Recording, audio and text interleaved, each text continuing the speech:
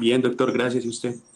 Bueno, bien, Camilo, muchas gracias. Y espero pues que todos se encuentren en general bien.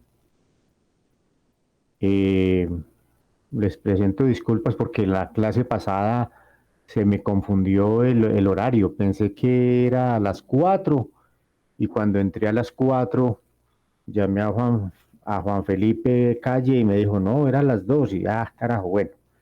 De todas maneras, el tema que teníamos para el viernes pasado era el tema de antibióticos en enfermedades de transmisión sexual. Vamos a retomar ese tema, que es un tema importante. Esto de los antibióticos, ya lo hemos comentado, es un grupo de sustancias que se prescriben mucho. Todos los días ustedes dentro de sus actividades de consulta realizada en diferentes escenarios donde estén, van a tocar el tema de los antibióticos, van a formular antimicrobianos, sobre todo el tema de los antibacterianos, son muy frecuentes y igual pues claro, los antivirales, sobre todo el herpes es muy común también. Entonces hoy vamos a hacer algunas referencias a eso. Vamos a hacer hoy dos actividades. Uno, vamos a como hacer una retroalimentación del parcial que fue hace poquito. Vamos a darle solución a las preguntas de una vez para que tengan idea de qué orientación tenían los cuestionamientos que se hicieron y cuáles eran las preguntas de las respuestas respectivas.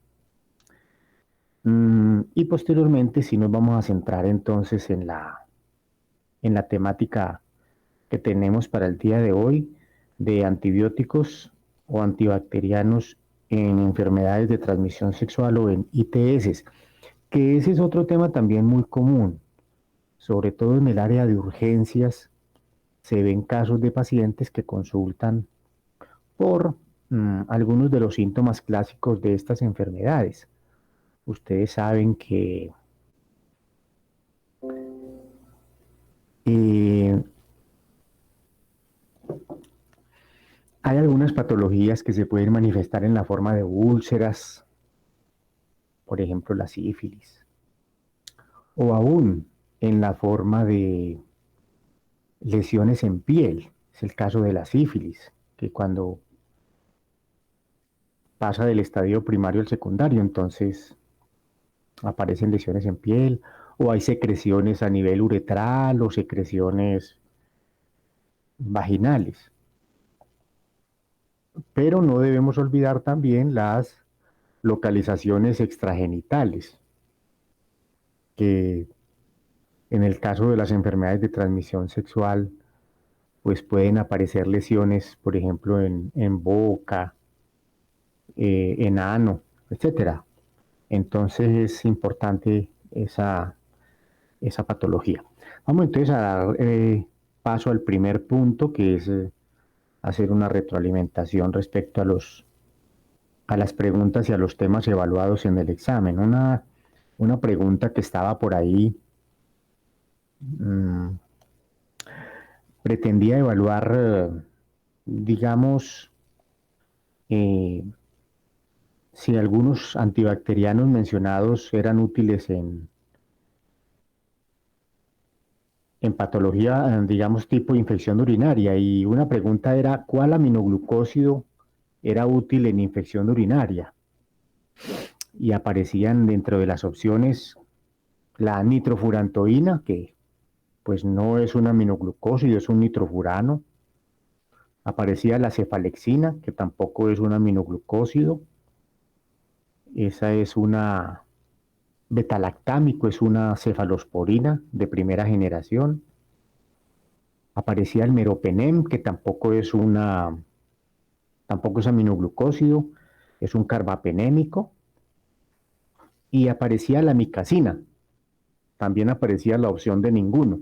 Entonces realmente ahí la opción, la respuesta era ¿cuál? A mi casina. Eso, Camilo, muy bien, amicacina junto con otros integrantes de ese grupo de los aminoglucósidos que son la gentamicina, la tobramicina, la netilmicina, y es un grupo entonces importante. Obviamente, pues se reserva básicamente para infecciones más serias, donde se sospechan pseudomonas y enterobacterias un poco más agresivas. La micacina, les recordaba yo que se usa pues en pediatría, es un sitio donde ustedes van a ver formular y la van a formular mucho, la amicacina.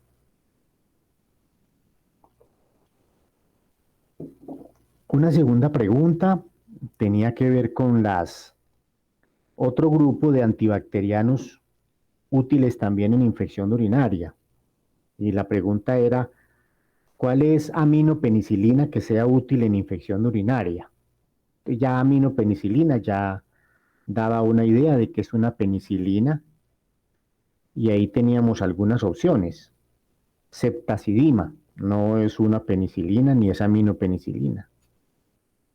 Astreonán, bueno, la ceftazidima es una cefalosporina antiseudomónica y el astreonán es un agente betalactámico, pero subclasificado como monobactámico y es útil en infección urinaria, pero no es aminopenicilina. Estaba el ácido clavulánico. ¿Qué opinan del ácido clavulánico?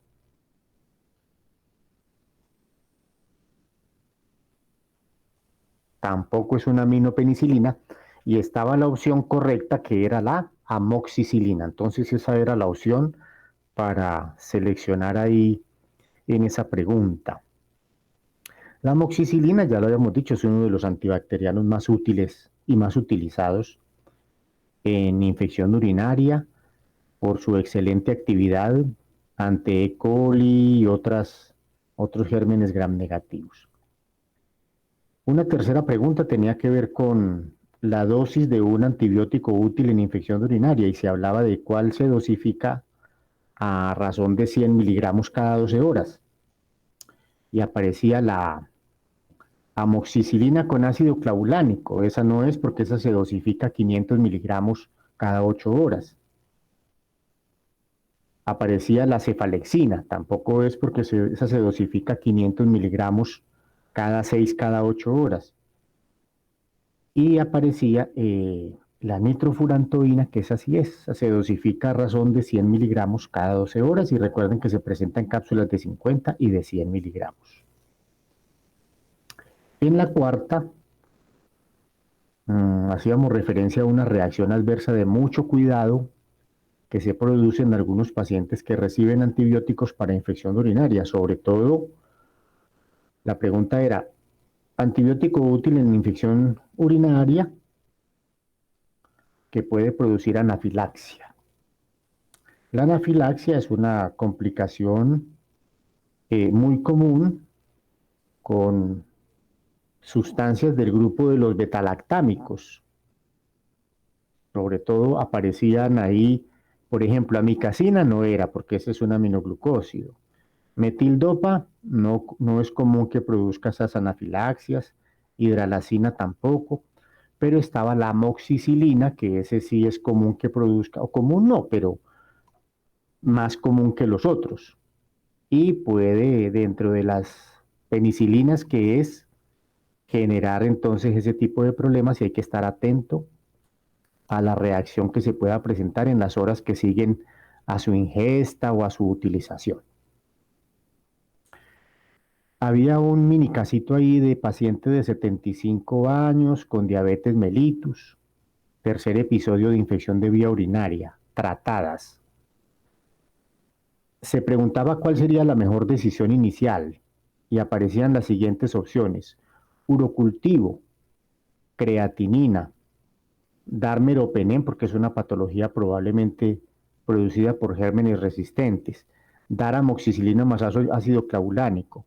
¿Qué opinan? ¿Cuál sería la medida inicial ahí?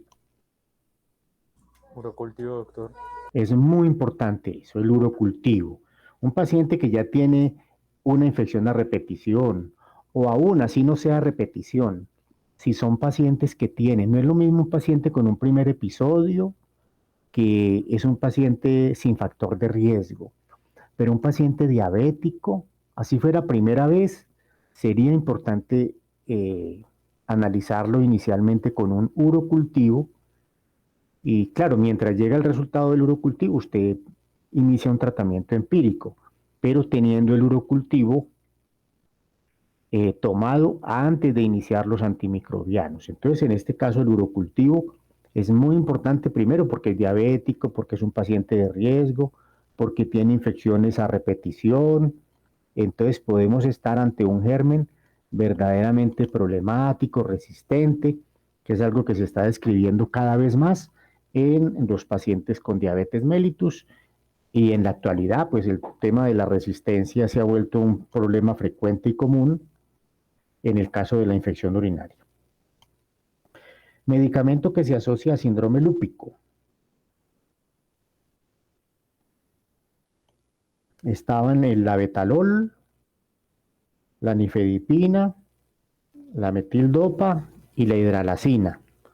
La hidralazina es el medicamento que se asocia a este tipo de problemas y si se usa, digamos, en casos agudos puede llegar a producirse, pero es más común con el uso crónico. Pero es importante tenerlo presente y eh, tener claridad sobre los síntomas que se pueden acompañar con un síndrome lúpico para, digamos, sospecharlo y tenerlo presente como opción diagnóstica de complicación de un paciente que recibe hidralazina.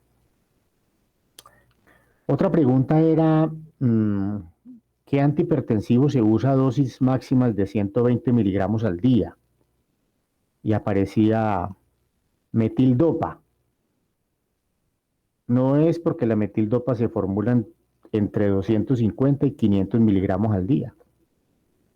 No es el labetalol porque el labetalol se formula máximo 220 miligramos al día, inicialmente en el primer día. No es nifedipino de liberación sostenida porque la máxima de nifedipino de liberación sostenida es hasta 180. Y aparecía nifedipino de liberación rápida. Esa era la opción.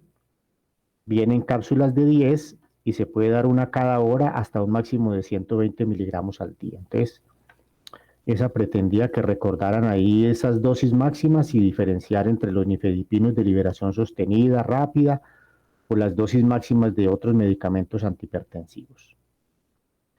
Una pregunta sobre contraindicaciones. ¿Cuál se contraindicaba en bradicardias? Dentro de los antihipertensivos, ¿cuál se contraindica en bradicardias? ¿Recuerdan alguno?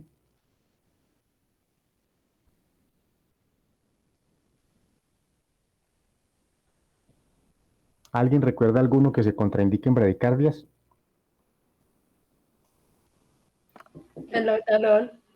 Bueno, como beta bloqueador es muy importante que ustedes recuerden siempre que los beta bloqueadores pueden producir bradicardia por su efecto simpaticolítico, porque bloquean la acción de la norepinefrina sobre receptores beta, específicamente a nivel cardíaco. Aunque este es un receptor que tiene efectos bloqueadores beta y alfa, por su efecto beta puede generar bradicardias. Y esas bradicardias terminar causando bloqueos. Ahora, si el paciente tiene bradicardias, el riesgo es mayor. ¿Cuántos son bradicardias? Algunos hablan por debajo de 60, otros por debajo de 50, pero digamos que por debajo de 60 ya hay que tener precaución porque pueden ser situaciones que puedan contraindicar el uso del labetalol. El nifedipino, al contrario, puede dar taquicardia, lo mismo que la hidralazina. Entonces no correspondía. Se debe vigilar la presencia de precordialgia y aparecían varias sustancias. Metoprolol, no porque antes da bradicardia porque es un bloqueador beta. Labetalol, no porque es un bloqueador beta. Y aparecía nifedipino. Con el nifedipino, por la taquicardia que puede aparecer, por su efecto vasodilatador, es posible que el paciente haga fenómenos de taquicardia y si tiene algún grado de coronariopatía, puede hacer precordialgia. Incluso se han descrito casos de pacientes que han hecho infartos agudos de miocardio asociadas al uso del nifedipino. Entonces hay que tener cuidado. una vez se suministra, para lo que el paciente nos manifiesta como síntomas asociados al uso del medicamento. Otra pregunta era respecto a la farmacodinamia. ¿Cuál medicamento dona óxido nítrico? ¿Cuál de los antihipertensivos se caracteriza por donar óxido nítrico y se asocia con su efecto vasodilatador?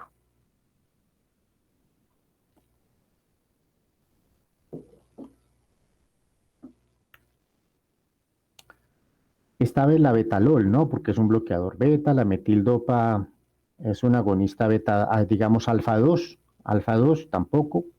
Nifedipino es un bloqueador de los canales del calcio. La hidralacina es el que corresponde a ese enunciado de donar óxido nítrico. En las preguntas de líquidos se interrogaba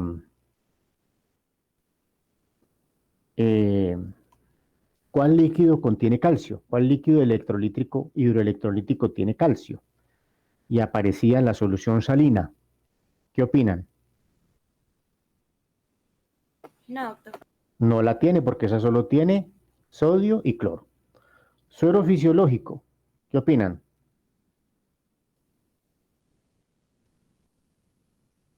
Tampoco, doctor. Tampoco porque esa es la misma solución salina normal, sino que son diferentes nombres. Sal de rehidratación oral tampoco tiene calciecito y la que sí lo tenía era el Ringer lactato, que tiene más o menos 3 miliequivalentes de calcio por cada litro. Aporta bicarbonato. ¿Cuál de los líquidos y electrolitos es importante en aportar bicarbonato que lo hace útil en pacientes que están acidóticos? Lactato de Ringer. Lactato de Ringer, ese es importante. No tiene el bicarbonato como tal, tiene el lactato que en el hígado se transforma en bicarbonato. Entonces, solución salina no, destrozo en agua destilada no, era el Ringer lactato. Había otra pregunta ahí de si usted le administra a un paciente 5 mililitros de natrol, ¿qué será el natrol? ¿Quién recuerda qué es el natrol?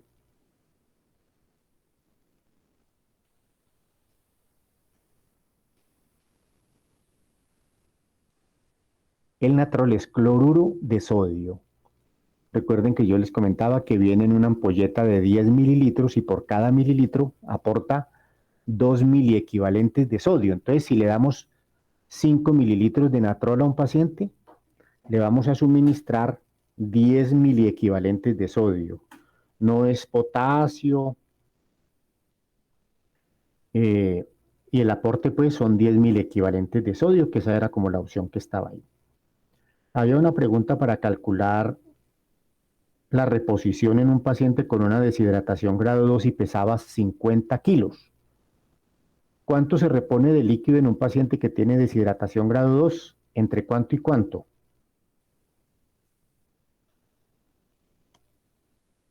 ¿Alguien se acuerda? Entre 5 y 10%. Un paciente con una deshidratación grado ha perdido entre el 5 y el 10%, pero entonces ¿cuánto le va a dar? 100 mililitros por kilogramo, doctor.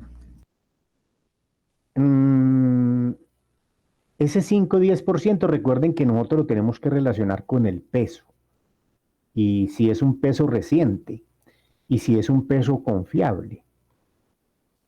Como les decía que a veces eso no es fácil, entonces lo más fácil es pensar que el paciente con deshidratación grado ya han hecho estimaciones y se sabe que ha perdido entre 50 a 100 mililitros por cada kilo.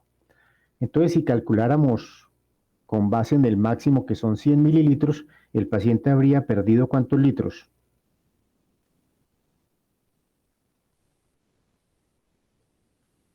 ¿Cuánto perderá? Están 5 litros, 1 litro, 10 litros, 8 litros.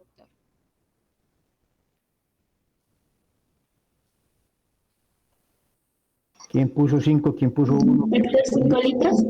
5 litros, o sea, serían 5.000 mililitros. Si usted multiplica 100 mililitros por 50, le dan 5.000. 5.000 mililitros que equivalen a 5 litros. Esa era la respuesta ahí. y se pedían calcular las basales en un niño que pesa 15 kilos. ¿Cuántos son las basales de un niño que pesa 15 kilos? Doctor, yo en esa pregunta tengo una duda. Ajá, Es que en esa pregunta lo que pasa es que el niño tiene 15 kilos, ¿cierto? Y las necesidades basales son la regla del 100, 50 y 20. Los sí, primeros 10 kilos los multipliqué por 10, bueno, son 1000 mililitros los primeros 10 kilos. sí, De 10 a 20 sería por 50, o sea que si tuviera 20 kilos serían 1500, pero sí, como solo correcto. tenía la mitad son 1250 y la respuesta correcta eran 1500. Y Sí, había una opción que era ninguna corresponde y pues yo coloqué esa y me quedó mala, porque entre las opciones no había ninguna que dijera 1250. sí, quizás, no sé si de pronto le puse mal la respuesta, porque ahí estaba la opción de ninguna. La opción sería ninguna, porque realmente ese es el planteamiento. Hasta los 10 kilos se calcula a razón de 100 mililitros por kilo, ¿cierto? O sea que 100 por 10 serían 1000. Y entre los 10 y los 20 kilos se calcula a razón de 50 mililitros por kilo.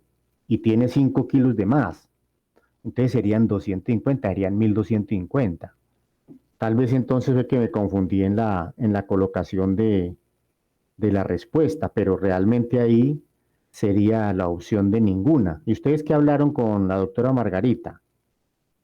¿Le han comentado algo? Pues doctor, hasta hoy tenemos plazo para subir los reclamos, pero creo que ya están los generales.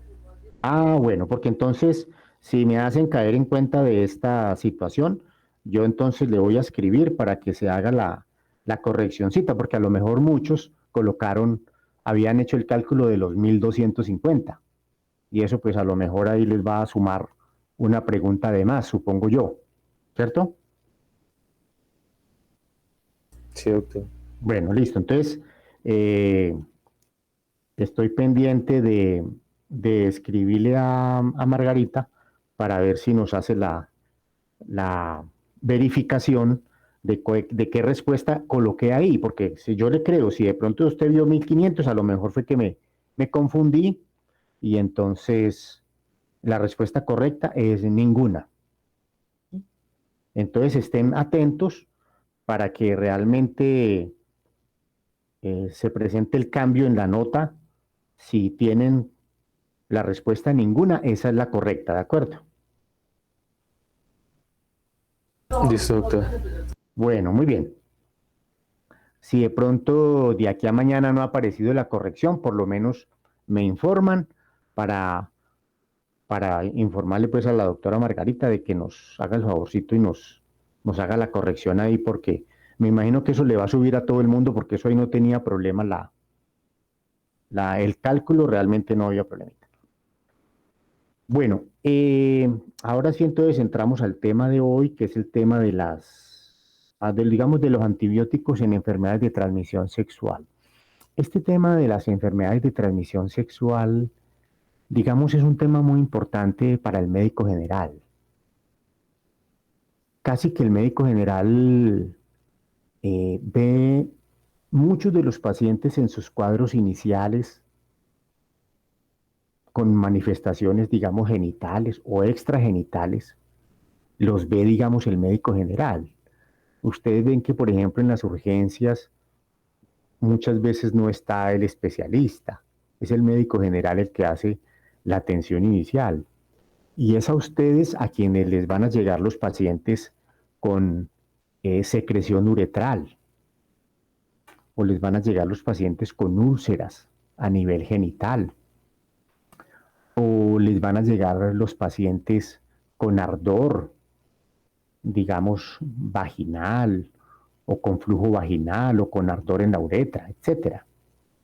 Y son ustedes los que van entonces a tener que hacer la historia respectiva para sospechar la posibilidad de una enfermedad o una infección de transmisión sexual y tomar la decisión de tratar. No se extrañen si también en algunas ocasiones les van a llegar pacientes que ya se han automedicado o que han ido donde el farmacéutico. También ocurre que los pacientes se automedican y siguen las recomendaciones del farmacéutico en el uso de diferentes tratamientos para algunas alteraciones que se pueden presentar en relación con estas enfermedades. Es muy importante también tener presente, como les decía, que estas enfermedades no necesariamente tienen manifestaciones genitales.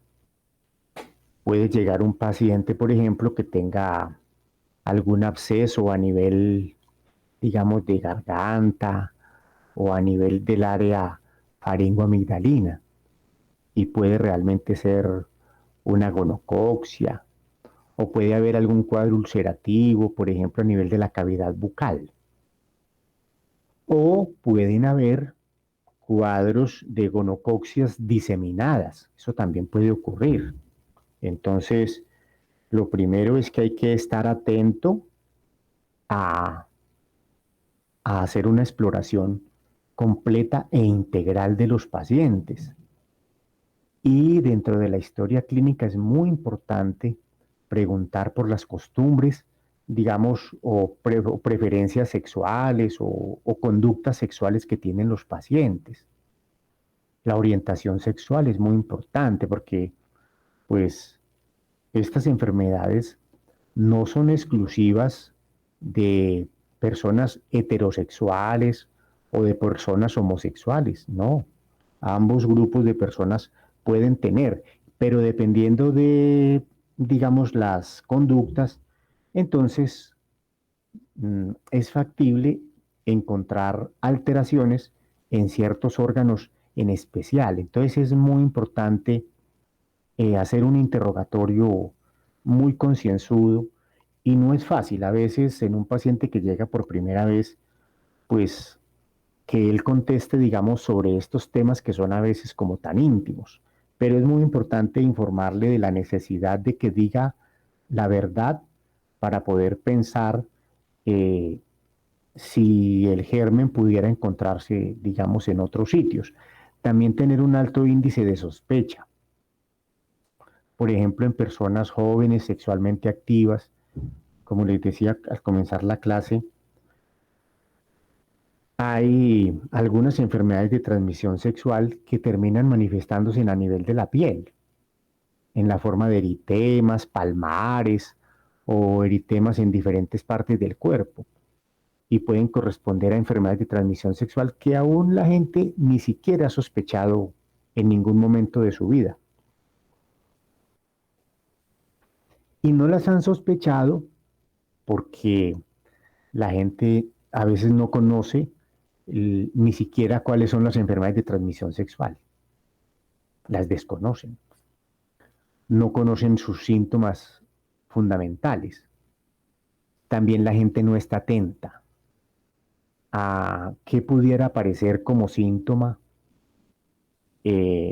ante una posible enfermedad de transmisión sexual, como por ejemplo la sífilis. La gente no está atenta y no sabe que en el periodo inicial, en su fase primaria, pudiera aparecer una lesión ulcerativa. No. Y si de pronto ven la lesión ulcerativa, lo más común es que la gente utilice cualquier tipo de pomada y la lesión sana. Sana con pomada o sin pomada, pero puede diseminarse hacia en la sangre y avanzar a estadios más posteriores, por lo cual la persona puede aparecer 2, 3, 4 años o incluso muchos años después con síntomas en la piel o en otros órganos, sin pensar que jamás tuvo algún tipo de problema. Entonces, este grupo de enfermedades es un grupo, digamos, muy importante para que ustedes lo estudien, lo aprendan, lo analicen, lo consideren, y porque también el enfoque que se debe hacer de tratamiento, bueno, más que de tratamiento, hay un enfoque profiláctico, que eso es muy importante. ¿Cómo prevenir estas enfermedades. Y dentro de las actividades del médico, parte de las actividades son la labor educativa que le corresponde con sus pacientes y con su comunidad. Y entender que existe un gran desconocimiento con respecto a este tipo de enfermedades. Y que es muy importante porque en la medida en que la gente conozca y sepa la forma de prevenirlas, por ejemplo, con el uso de condón, entonces eso va a ayudar a disminuir el impacto de estas enfermedades. O, si en algún momento se llega a presentar, no ir, por ejemplo, donde el farmacéutico, sino ir directamente a buscar atención médica. ¿Por qué? Porque el farmacéutico formula cualquier cosa. Y muchas de esas cosas que formula son ineficaces, no son efectivas. Y porque el farmacéutico, pues, no hace lo que ustedes deben hacer, y es hacer los diagnósticos diferenciales y también explorar los contactos, que es muy importante los contactos de estas personas. Hacer la búsqueda, hacer el seguimiento. Y también el farmacéutico no hace lo que el médico debe hacer, y es, una vez instaurado el tratamiento, hay que hacerle un seguimiento a estos pacientes para ver si el tratamiento que se dio fue eficaz o aparece uno de los principales problemas que se está describiendo hoy con este tipo de tratamientos y este tipo de enfermedades, que son el tema de las resistencias.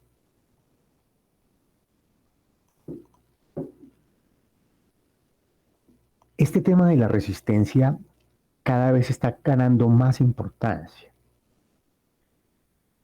y tiene digamos, un peligro muy grande, y es que cada vez están apareciendo cepas resistentes a todo. Si esas cepas se diseminan, se volvería un problema de salud pública bastante grave y bastante complicado de tratar. ¿Por qué? Porque no tenemos suficientes antibióticos disponibles y con eficacia probada al tratamiento de estas enfermedades. Y ahorita nosotros los vamos a ver. Se vienen utilizando desde hace mucho tiempo unos pocos medicamentos que han sido suficientes para manejar durante algunos tiempos, digamos, estas patologías. Pero, por ejemplo, se están empezando a describir garnerelas, por ejemplo, resistentes, por ejemplo, al metronidazol. Se están describiendo en algunos sitios gonococos, por ejemplo, resistente a los, digamos, penicilinas y cefalosporinas. Y entonces esto se está volviendo un problema bastante serio, de suerte que es muy importante, cuando se instauran los tratamientos, pues hacer el seguimiento de los pacientes, hacer los reportes de los casos donde se sospechan las resistencias, porque eso tiene importancia desde el punto de vista epidemiológico y ayuda a ir tomando, digamos, decisiones. Obviamente la resistencia también tiene mucho que ver con el abuso que se hace, digamos, de estos antibióticos, o también tiene que ver con la utilización extensa que se hace de estos antibióticos en otras enfermedades que no son de transmisión sexual. Por ejemplo, ustedes saben que el metronidazol se usa mucho para amibas, para tratar la infección por entamoeba histolítica. Y eso hace que en la medida en que se use mucho para ese tipo de problemas, pues entonces las bacterias simplemente van desarrollando sus mecanismos de resistencia. Entonces, realmente es un tema bastante importante, es un tema muy candente, y sobre este tema de la resistencia es muy importante que ustedes estén, digamos, muy atentos a los cambios que se van dando, a los patrones que se van describiendo de cepas resistentes en nuestros diferentes ambientes. Desafortunadamente en nuestro medio, pues no somos, digamos, rigurosos en llevar registros, en informar, y falta a veces información sobre el comportamiento de las cepas que causan más estas enfermedades, los patrones de resistencia, no se hacen estudios, no existe la conciencia. Muchas veces si se va a hacer un estudio no hay el apoyo, no hay el dinero, y desafortunadamente estas iniciativas de tipo académico casi que requieren el apoyo de conciencias para que sean investigadas en centros académicos. Las EPS no aportan para proyectos de investigación, las IPS tampoco aportan para proyectos de investigación y no es el objetivo ni el interés de ellos. Entonces hay unos problemas muy serios, pues por ejemplo en nuestro medio, a diferencia de otros sitios y otras áreas geográficas donde sí se está estudiando y se está investigando. Ustedes saben que hay diferentes gérmenes que son, digamos, comunes. Y dependiendo del tipo de germen, entonces hay antibacterianos que son activos contra esos patógenos. Por ejemplo, en el caso de la clamidia es uno de los patógenos más importantes como causal de infección de transmisión sexual.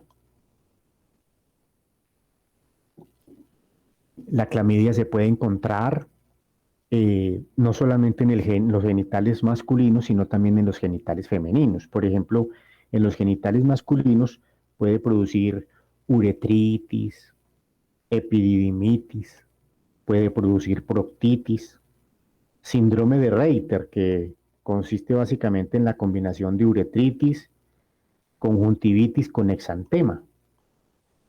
En el caso de las mujeres puede aparecer la clamidia infectando el cérvix y puede llegar al endometrio, a la tuba, al ovario, producir absceso tubovárico, esterilidad, en la forma de enfermedad pélvica inflamatoria, por ejemplo.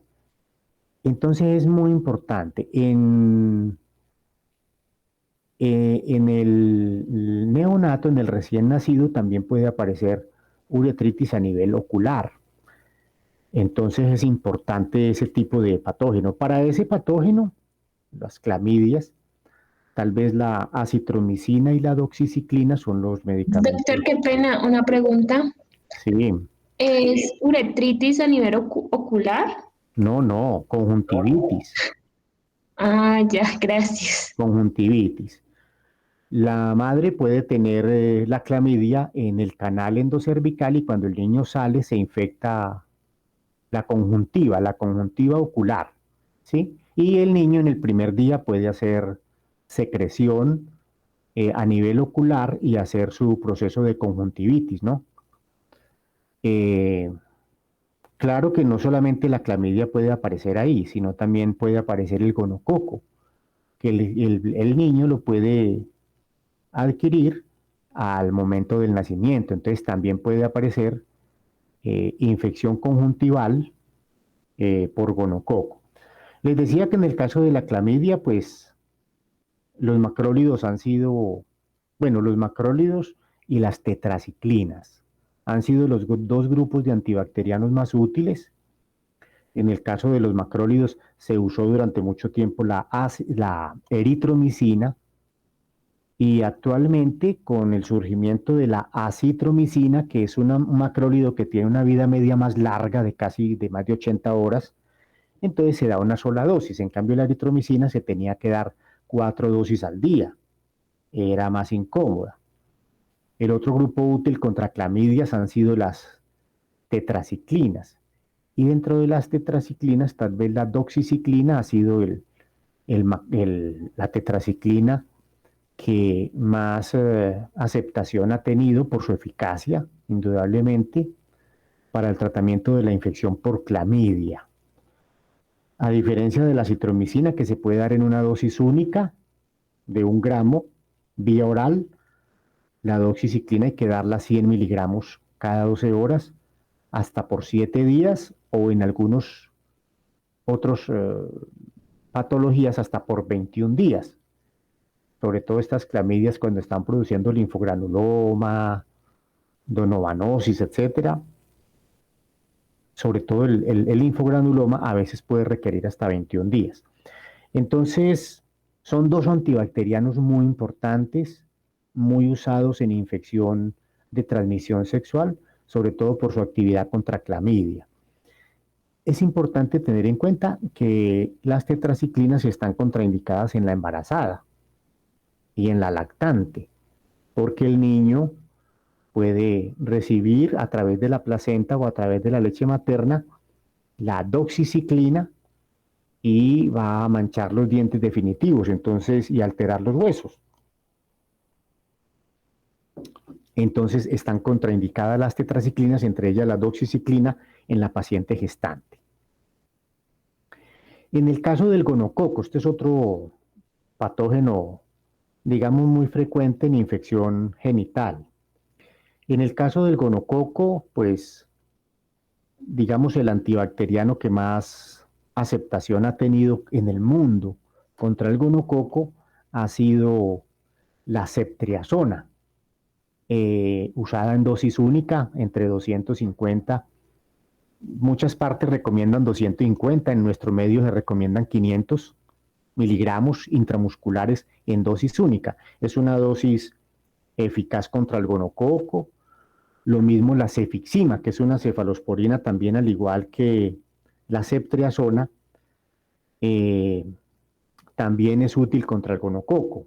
La cefixima se recomienda, por ejemplo, a dosis de 400 miligramos vía oral en dosis única. Ahora, cuando está el gonococo, entonces es muy común que haya coinfección con clamidia. Entonces esta es una cosa muy importante. Cuando esté el gonococo y ustedes sospechen una gonocoxia, es importante dar tratamiento conjunto para clamidias, bien sea acitromicina,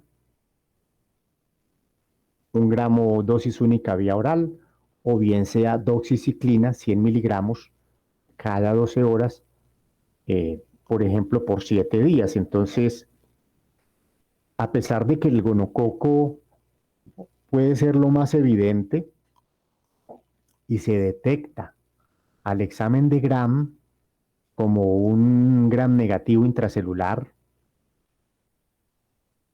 de pronto no sé si en microbiología ustedes han visto ya los gonococos y han visto a la tinción de Gram un gonococo.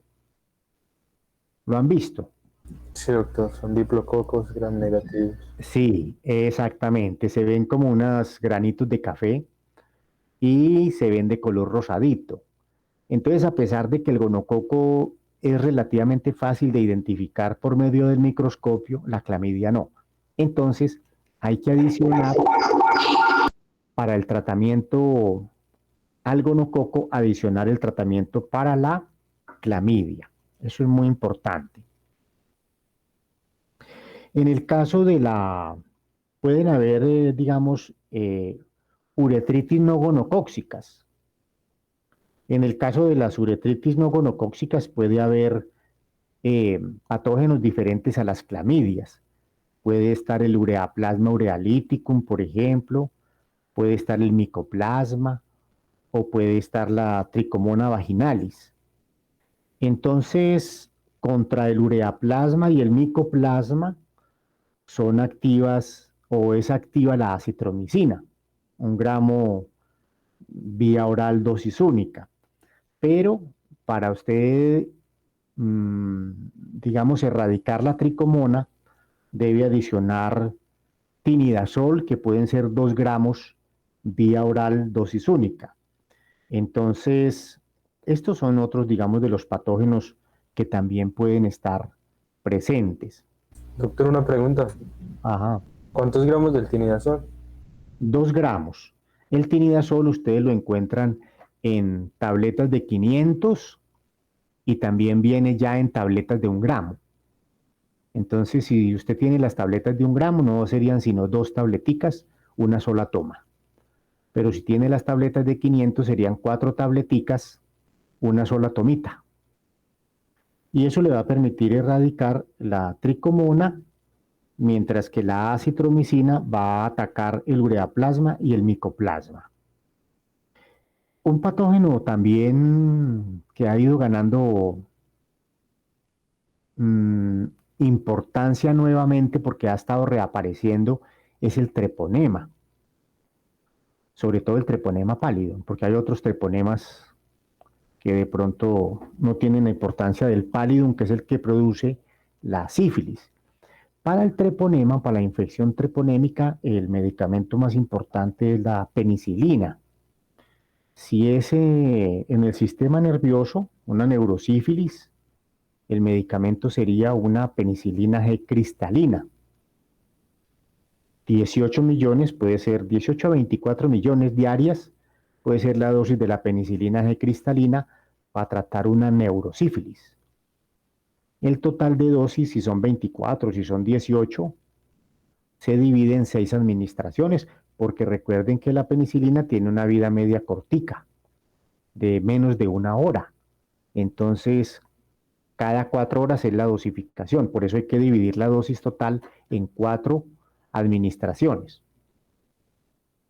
Pero si la sífilis es primaria o secundaria, ya no es penicilina G cristalina, lo mismo que si es terciaria, tampoco es penicilina G cristalina, sino que es penicilina G benzatínica. Hay diferencia porque la penicilina G benzatínica se administra intramuscular y tiene unos radicales de benzatina que le permiten digamos, actuar como una forma de depósito, liberarse muy lentamente. Casi que su pico, en cuanto a la penicilina G benzatínica, se alcanza por ahí a los 2 o 3 días. Y el efecto puede durar a veces entre 7 hasta 21 días. A diferencia de la penicilina G cristalina, cuyo efecto puede durar más o menos 4 o 5 horas. Por eso hay que estarla administrando cada 4 horas la cristalina en la neurosífilis. Pero en la sífilis primaria, secundaria y terciaria, que no sea con afectación al sistema nervioso, se usa la penicilina G benzatínica, que se da intramuscular. La penicilina G cristalina, en tanto, se da intravenosa. Entonces, ese medicamento es muy importante para que lo tengan en cuenta. Si es una penicilina, por ejemplo, si es una sífilis primaria y secundaria, se puede dar una sola dosis de penicilina G benzatínica. Ustedes consiguen un frasco con un polvo que trae 1,2 millones o 2,4. Vienen los dos. 2,4 es la dosis para una sífilis primaria o secundaria. 2,4 millones. Dosis única, intramuscular. Si es una sífilis terciaria, entonces se recomiendan dar 2,4 millones semanales por 3 semanas. Y ese es el medicamento más importante para el tratamiento de la sífilis, la penicilina G, en sus formas benzatínica y en sus formas cristalina.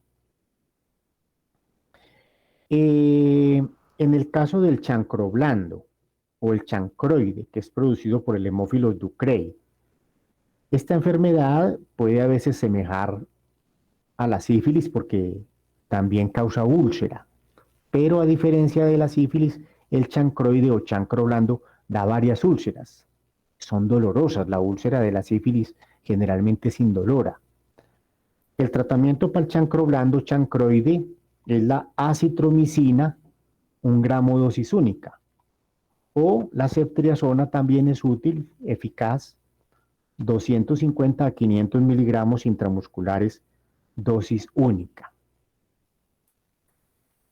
En el caso del linfogranuloma, que es producido por las clamidias de tipo 1, 2 y 3, ahí el tratamiento es doxiciclina durante 21 días o eritromicina por 21 días.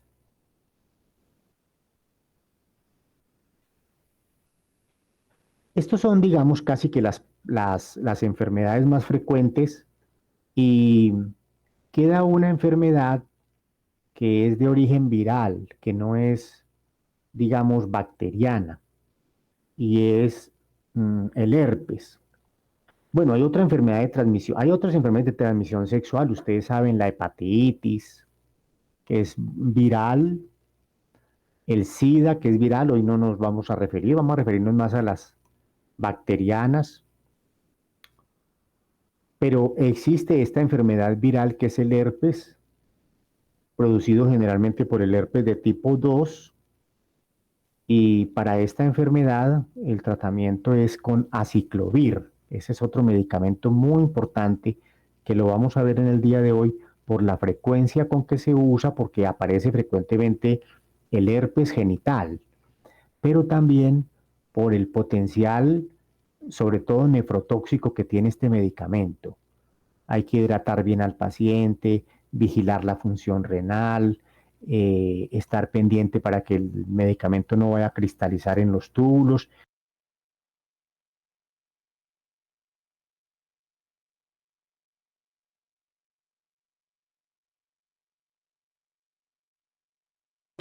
Doctor, se le apagó el micrófono.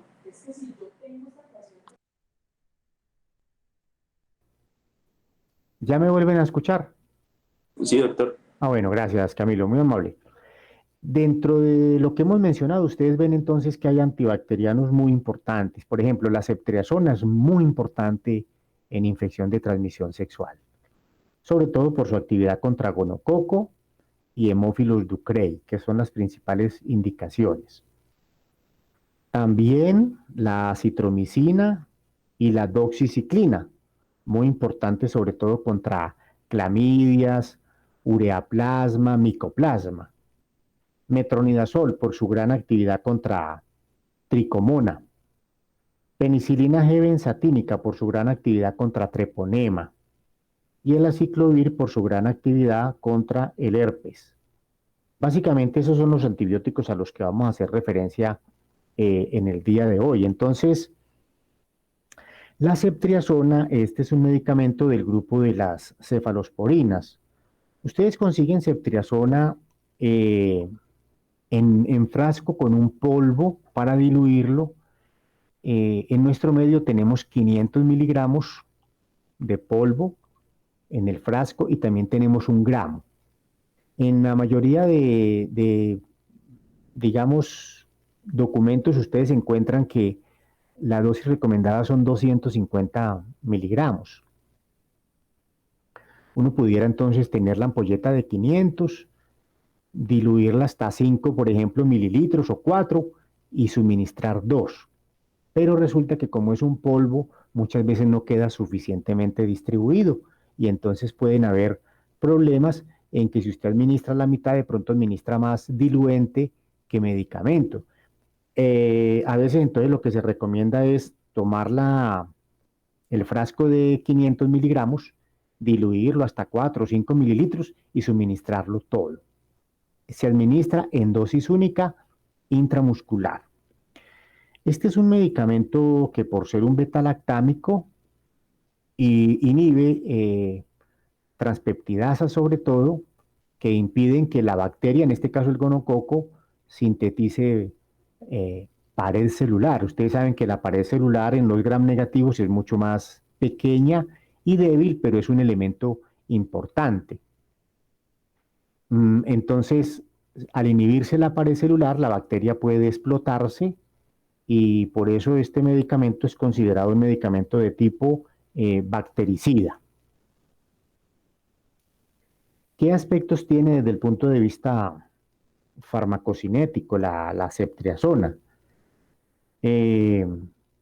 Alcanza niveles en muchas partes del cuerpo, se distribuye de manera amplia, pasa incluso la barrera hematoencefálica cuando están inflamadas. Se considera que 1 gramo intramuscular, por ejemplo, de ceftriaxona puede aportar 81 microgramos por mililitro, que es una concentración súper alta que supera ampliamente las bactericidas para el gonococo. Se puede metabolizar parcialmente por la flora intestinal y se elimina por bilis y por riñón en una proporción más o menos aproximadas, 50 y 50, 60, 40, 60 renal, 40 biliar o 50 y 50 para bilis y para riñón. No es problemático la alteración renal, no es necesario el ajuste y tiene de ventaja que tiene una vida media de más o menos 8 horas, lo cual permite que su nivel se sostenga, digamos, por lo menos por encima de un 90, por encima en un tiempo de hora bastante importante.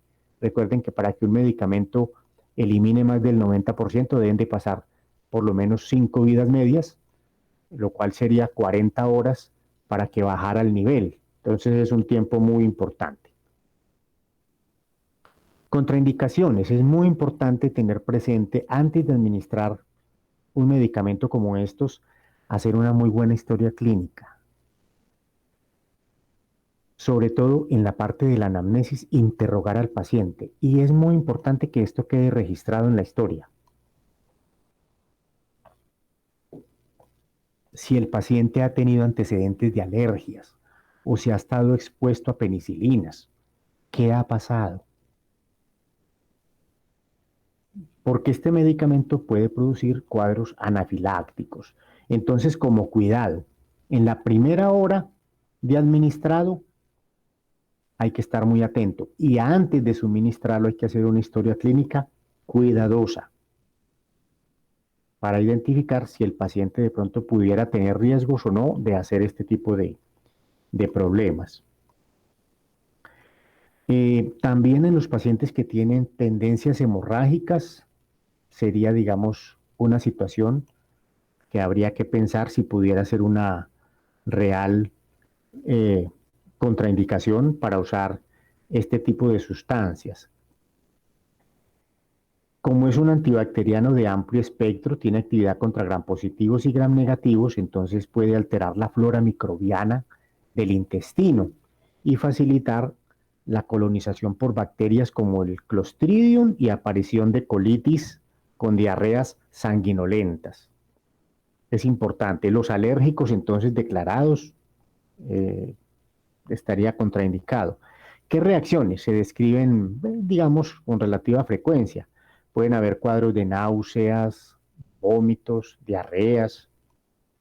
Se han descrito casos de pancreatitis hemorrágicas, anemias, trombocitopenias, leucopenias, alteraciones renales. Recuerden que cefalosporinas pueden causar cuadros de nefritis intersticial y también pueden aparecer cuadros eruptivos y, como les decía, alteraciones de la coagulación. Dentro de las interacciones, sobre todo bueno, digamos, no es común las gonocoxias en niños, ¿no? Pero a nivel pediátrico les cuento que sobre todo en neonatos, cuando se ha utilizado con cloruro de calcio, se han descrito reacciones fatales asociadas a la combinación de estos dos medicamentos. El Probenecid puede aumentar los niveles de ceftriaxona porque reduce la excreción por el riñón. Con los anticoagulantes orales pueden aumentarse los riesgos de sangrados y con la amicacina y otros aminoglucósidos nefrotóxicos pueden haber más riesgos de trastornos a nivel renal o de daño a nivel renal. Este es un medicamento importante para que ustedes entonces lo estudien y lo repasen. Se usa mucho, no solamente en este tipo de infección o infecciones, sino también en muchas otras patologías abdominales, respiratorias, etc. Bueno, y en las meningias, nosotros más adelante, ustedes ya van a pasar al sistema nervioso. Ahí vamos a ver ceftriaxona porque se usa mucho en las meningitis por su excelente actividad contra neumococo, sobre todo combinada con vancomicina, e igual contra meningococo, entonces es muy importante. El otro medicamento que a mí me parece muy importante por la frecuencia con que se usa y digamos la amplia actividad que tiene contra muchos de estos patógenos que producen enfermedades de transmisión sexual, es la acitromicina.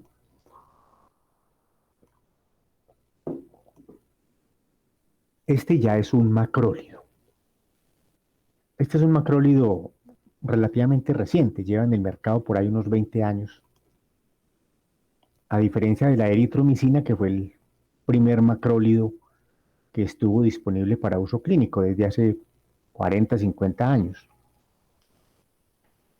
Y ha tenido como ventaja, pues, algunas cosas como por ejemplo su vida media larga, que permite una sola dosificación diaria, y también su, digamos, actividad, por ejemplo, contra algunos otros microbios distintos a los que participan en enfermedades de transmisión sexual. Pero aquí nos interesa por la actividad que tiene contra clamidia, clamidias, micoplasmas, etc. La acitromicina, ustedes la consiguen en tabletas de 500 miligramos. Y la dosificación, ustedes ven que la dosificación más común es 1 gramo, vía oral. A veces los pacientes, este es uno de los inconvenientes con la acitromicina, es que pueden hacer irritación gastrointestinal, intolerancia gástrica, pueden hacer vómito, entonces es uno de los inconvenientes. Hablando ya de otras reacciones, pueden aparecer fenómenos de fotosensibilización, hay que decirle al paciente que tenga cuidado de no exponerse a la luz solar, o que si lo va a hacer se proteja, porque pueden aparecer fenómenos eruptivos. Puede, aparte de la hepatotoxicidad descrita con este medicamento, también causar ototoxicidad. Entonces hay que estar atento a la función auditiva. También se han descrito diarreas, náuseas, dolor abdominal, sobre todo en la forma de epigastralgia, vómitos y cuadros ictéricos. También se han descrito casos de nefritis. Entonces, no solamente el oído en su octavo par, sino el hígado, el tracto digestivo, puede, digamos, sufrir el impacto nocivo de un medicamento como estos. ¿Qué cuidados? También tiene amplio espectro, puede tener actividad contra gram positivos, gram negativos, y la colitis pseudomembranosa puede aparecer, las ictericias con daño hepático, incremento de las transaminasas. Se debe evaluar la función auditiva y mirar sobre todo que no se vaya a presentar algún grado de alteración en la audición, porque puede haber daño. Y una cosa muy importante, sobre todo a nivel cardíaco, este medicamento se ha asociado con arritmias. Estas arritmias, que se presentan en la forma de alargamiento del intervalo QT, se pueden presentar más comúnmente con medicamentos que causan pérdidas de potasio, por ejemplo los diuréticos, con las bajas de calcio y con las bajas de magnesio. Entonces, es muy importante estar al tanto de qué niveles tenemos nosotros de esos electrolitos cuando se usa un medicamento como estos, y estar atento a los síntomas cardíacos que pueden manifestar los pacientes. Se puede contraindicar en alérgicos y en pacientes que tengan antecedentes de hepatotoxicidad, o si tiene trastornos del ritmo asociados a estas alteraciones del QT largo, que entre otras cosas hay problemas congénitos asociados a QT largo, por problemas genéticos que vienen desde el nacimiento. Entonces, pudiera ser una contraindicación. Interacciones, sobre todo con medicamentos que alarguen el QT. Por ejemplo, saquinavir, quinolonas, muchos psicofármacos de los grupos de antipsicóticos, antidepresivos, pueden alargar el QT. Amitriptilina, por ejemplo, haloperidol. Entonces es importante tener en cuenta eso. Cuidado con la atorvastatina, porque la atorvastatina puede aumentar, este medicamento puede inhibir el metabolismo de la atorvastatina y aumentar la concentración de la estatina. Entonces es importante eso. Con anticoagulantes se puede aumentar el efecto anticoagulante de la warfarina, por ejemplo, Con agonistas beta 2 como el salbutamol, terbutalina, se pueden producir fenómenos del ritmo cardíaco. Y con los diuréticos que eliminan potasio, pues está el riesgo del alargamiento del QT. Mecanismo. Como es un macrólido, este medicamento actúa inhibiendo la síntesis proteica al unirse a la subunidad ribosomal 50S. Entonces, y dentro de su farmacocinética es un medicamento que se elimina por hígado y bilis principalmente, y su vida media es de aproximadamente unas 70-80 horas. Entonces, una vida media larga que permite básicamente que se administre una sola vez al día y puede ser suficiente para tratar, digamos, una infección por clamidia asociada a una gonococcia. La doxiciclina es el otro medicamento importante para clamidias y para micoplasmas y ureaplasmas. De gran importancia la doxiciclina, ustedes la consiguen en cápsulas de 100 miligramos y se dosifica a razón de 100 miligramos cada 12 horas por 7 días. Generalmente puede ser suficiente, pero ya les decía, algunas patologías requieren 21 días. Inconveniente, gran intolerancia. A veces la intolerancia gástrica con dolor abdominal, con náusea, con glositis. Es muy importante tomarla con abundante agua, porque, y ojalá que el paciente la tome estando, digamos, sentado o de pie, porque puede producir irritación esofágica. Entonces es muy importante. Se han descrito casos de ulceración en el esófago. También ha habido casos de hepatitis, fotosensibilización y erupción cutánea, cuadros de hemólisis. Y se debe vigilar, sobre todo, si hay riesgos de insuficiencia hepática, porque habría que modificar las dosificaciones. Entonces, estar atento a las ictericias, dolor en hipocondrio derecho, etc. Contraindicaciones en alérgicos, en embarazadas, en lactantes y en los pacientes que tienen cuadros de porfiria. ¿Cómo actúa este medicamento?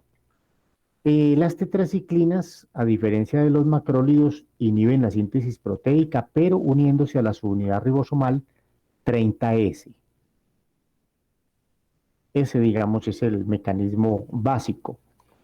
Se considera que es más un medicamento bacteriostático, a diferencia de la ceftriaxona y acitromicina, que pueden ser más bactericidas. Y su biodisponibilidad es de más o menos un 93%, pero puede verse reducida por la presencia de alimentos lácteos, sobre todo leche, queso, yogures, kumis, vitaminas, sobre todo las que contienen calcio, hierro, magnesio, pueden quelar a la doxiciclina e impedir su absorción. Se elimina por la bilis y por la orina, se metaboliza poco y su vida media es de más o menos 22 horas. Esa es una vida media también relativamente larguita. En el caso del metronidazol, que tiene, digamos, una actividad importante contra tricomona y también contra Gardnerella, pero más la tricomona, que es la que más se asocia con ITS. Este medicamento nosotros, sí. Una pregunta, en este caso sería metronidazol o tinidazol, o los dos se utilizan. Los dos se utilizan. Los dos se utilizan. Lo que pasa es que el tinidazol, digamos, puede darse dosis única, y del metronidazol también se puede dar, hay dosis única también para tratar por ejemplo, la tricomona, ¿sí? Pero es importante el metronidazol, que lo tengan ustedes muy atentos, sobre todo a diferencia del tinidazol, porque el metronidazol forma parte de los esquemas para una enfermedad de transmisión, o bueno, una enfermedad genital, sobre todo en que aparece en la mujer, que se trata con metronidazol, entre otros medicamentos, y es la enfermedad pélvica inflamatoria. Recuerden que la enfermedad pélvica inflamatoria, la principal relación es con gonococo y con clamidias. Al gonococo usted da ceftriaxona, por ejemplo, y para las clamidias usted puede dar, por ejemplo, doxiciclina. Como hay anaerobios también, entonces el metronidazol también forma parte de los esquemas para tratar la enfermedad pélvica inflamatoria. En ese caso nosotros tenemos que tener en cuenta dos presentaciones del metronidazol.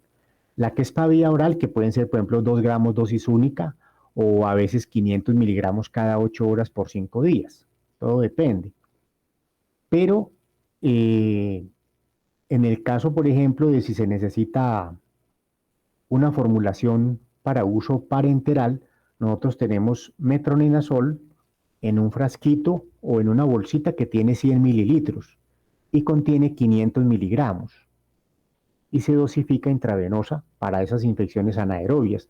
Nosotros ya lo hemos estudiado para infecciones abdominales, por ejemplo, que el metronidazol es muy usado en infección abdominal bacteriana, porque recuerde que, por ejemplo, en peritonitis nosotros tenemos apendicitis, colecistitis, nosotros podemos tener anaerobios. Entonces es muy importante para que tengan en cuenta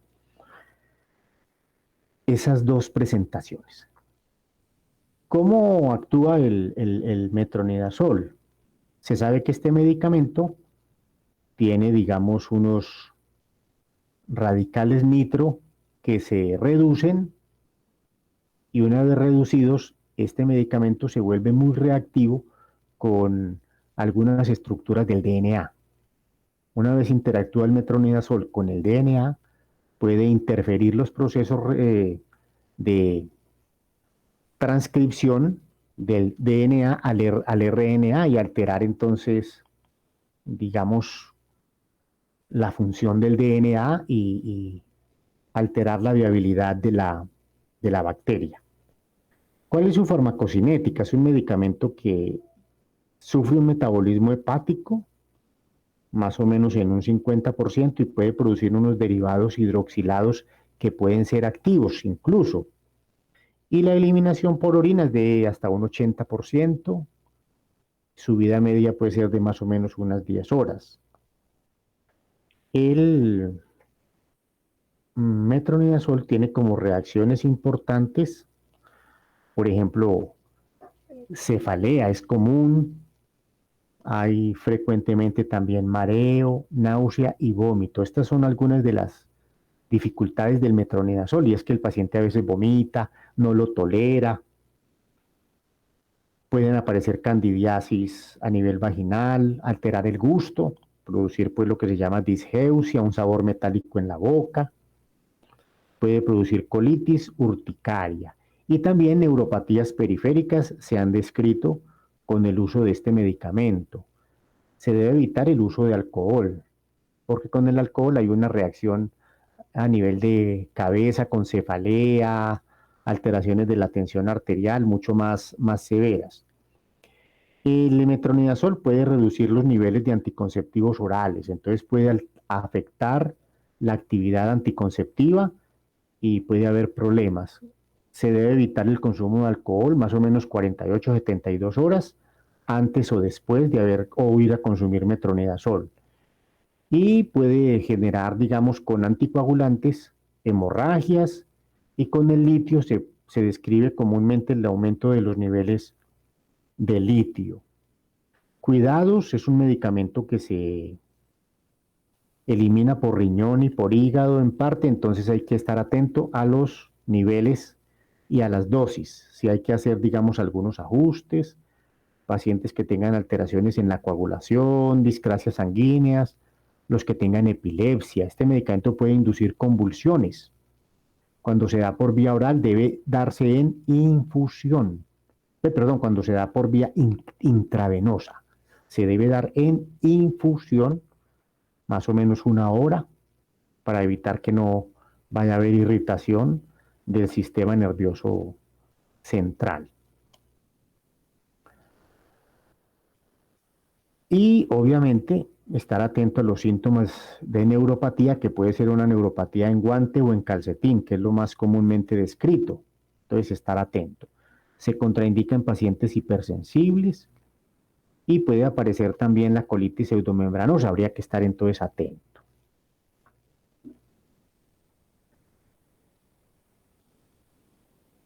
Otro medicamento que lo mencionamos comenzando la clase y de una gran utilidad, sobre todo en la sífilis, es la penicilina G benzatínica. Claro que también mencionamos la cristalina, pero aquí nos vamos a referir a la benzatínica, que es la más usada, por ejemplo.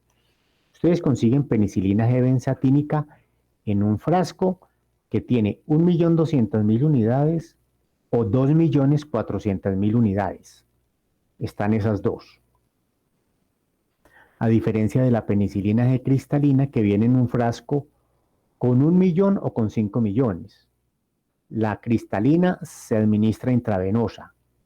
La benzatínica se administra únicamente intramuscular. El mecanismo es igual que la ceftriaxona, inhibe pues la síntesis de la pared celular bacteriana, es un bactericida, destruye el treponema, inhibe pues lo destruye y evita pues que se reproduzca y que se retransmita. Desde el punto de vista farmacocinético, bueno, es una forma de depósito, dado a que tiene dos radicales de benzatina, que fijan la penicilina y la van soltando lentamente. Esa eliminación lenta puede hacer que la acción de la penicilina G benzatínica dure 1 a 4 semanas, eso es importante. Y apenas un 25% de la dosis se va a metabolizar y se elimina por riñón, hasta en un 75%. La vida media es de 5 días más o menos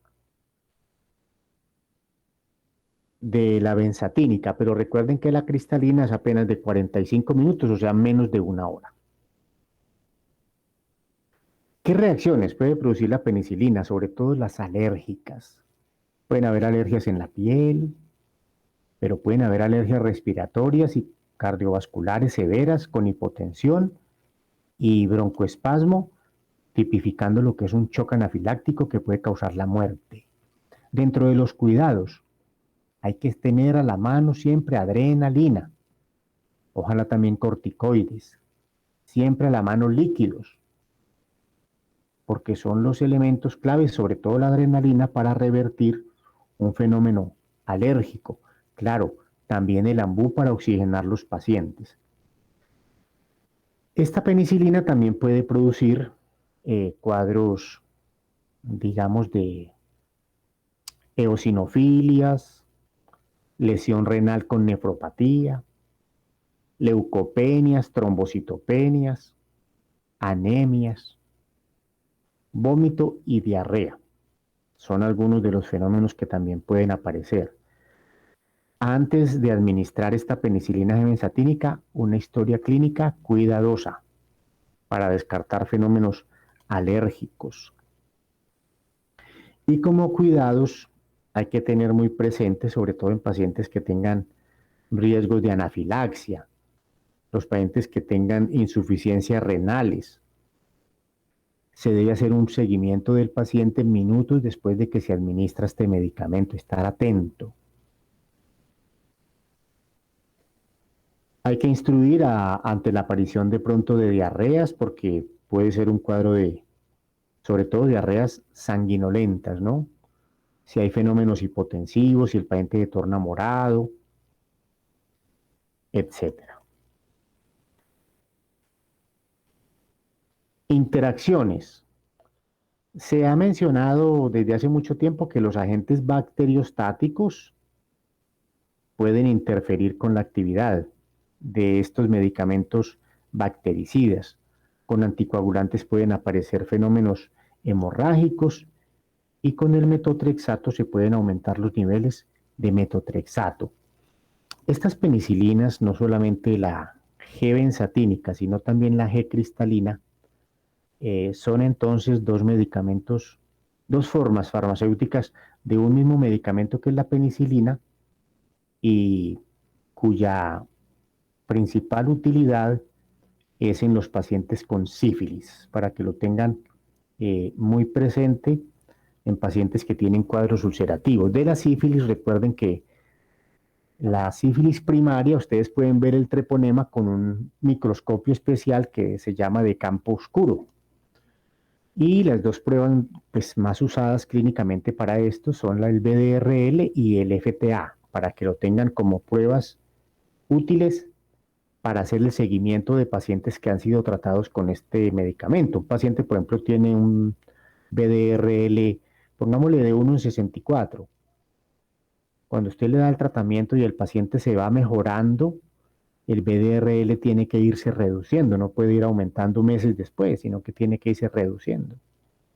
Y es el seguimiento que hay que hacerle, digamos, a estos pacientes, para determinar, pues, que ha sido eficaz el tratamiento, o que se hizo bien el tratamiento.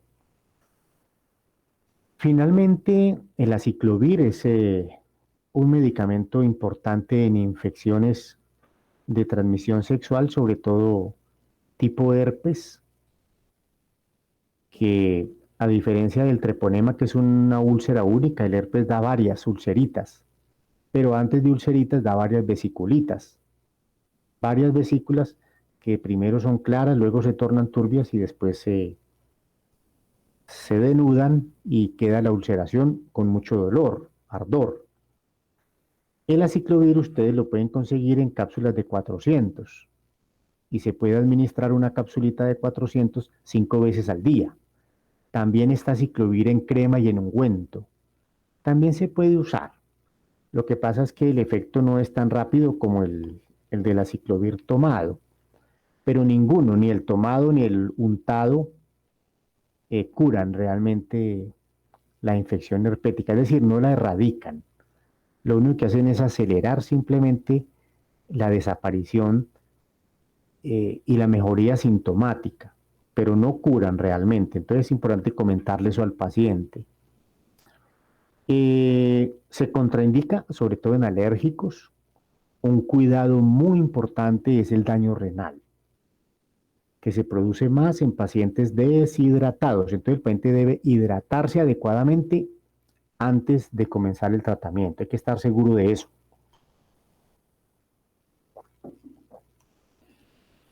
También el paciente debe hidratarse, no solamente antes, sino también después. Y se debe vigilar la función renal. Si hay insuficiencia renal, se debe ajustar la dosis y se debe estar vigilante con la diuresis. Cuidado también en pacientes epilépticos, porque puede generar fenómenos convulsivos. Reacciones. Bueno, desde el punto de vista de la farmacodinamia, el aciclovir inhibe una enzima del virus que se involucra en la síntesis del DNA, que es la polimerasa de DNA. Por lo tanto, tiene más actividad contra virus de tipo DNA, que es el caso del virus del herpes. Ese sería, digamos, el fenómeno farmacodinámico. El medicamento sufre varias fosforilaciones para poder entonces interactuar con la polimerasa de DNA e inactivarla o inhibirla, más bien inhibirla. Dentro de su farmacocinética es un medicamento que una vez se absorbe, se distribuye ampliamente y se elimina principalmente por el riñón. Su vida media es de 3 horas, pero en pacientes con insuficiencia renal grave puede ser de hasta 20 horas, entonces hay que ajustar. Reacciones: insuficiencia renal, aumento de la creatinina, hematuria, erupciones cutáneas, puede haber náuseas, puede haber vómito,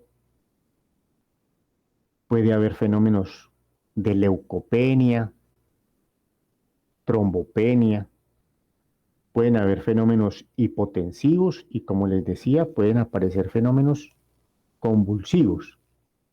Dentro de las interacciones con este medicamento, sobre todo el aciclovir, puede aumentar los niveles de teofilina y puede aumentar los niveles de litio, que es un medicamento útil en psiquiatría, sobre todo por los trastornos maníaco-depresivos.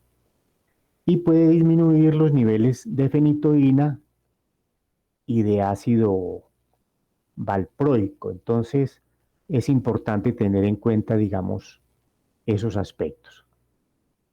Les voy a compartir aquí algunas cositas importantes sobre este tipo de enfermedades y su tratamiento,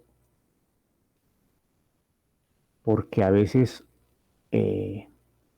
las imágenes quedan y estas infecciones se ven con relativa frecuencia.